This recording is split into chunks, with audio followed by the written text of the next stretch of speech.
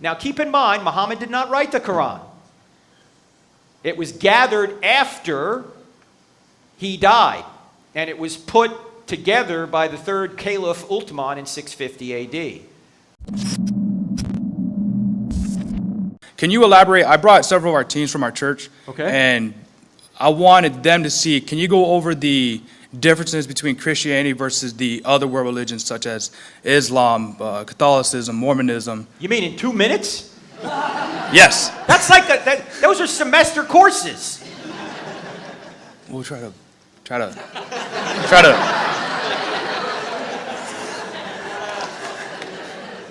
He's like some kind of radio guy behind the glass going, shorten it up, shorten it up. All right, why don't we just deal with Islam first, okay? Look, there are three great monotheistic religions: Judaism, Christianity, and Islam, okay? In my view, Christianity just completes Judaism. I think the Old Testament is true, Right. and I think the New Testament is true as well, so it completes Judaism. Islam comes along, well, first of all, Muhammad is born in 570 AD. In about 610 AD, he seems to think he gets a revelation from God to say that there's only one God.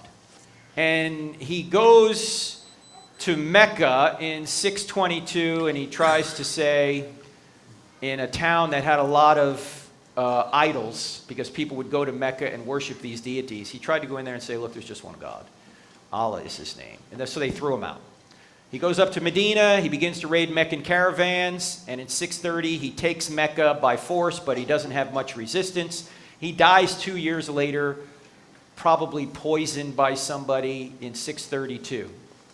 By 638, his followers have already taken over the Holy Land, and by 732, they've streamed across northern Africa, across the Straits of Gibraltar, into Spain, and were stopped in Tours, France by Charles Martel, Charles the Hammer, that's what his name means, Martel. And he pushed them back, and eventually the Muslims retreated back over the Straits of Gibraltar, and to this day, northern Africa is largely, predominantly Muslim.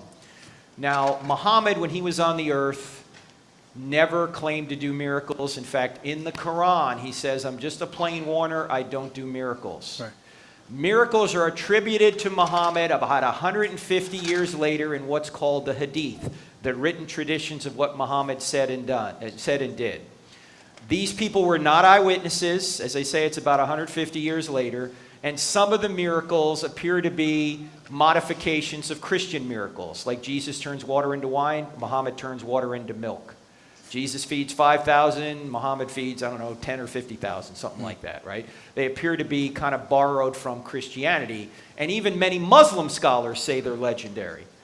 So, I don't think there's any supernatural confirmation that Muhammad was a prophet, okay? And the miracles attributed to him were attributed much later.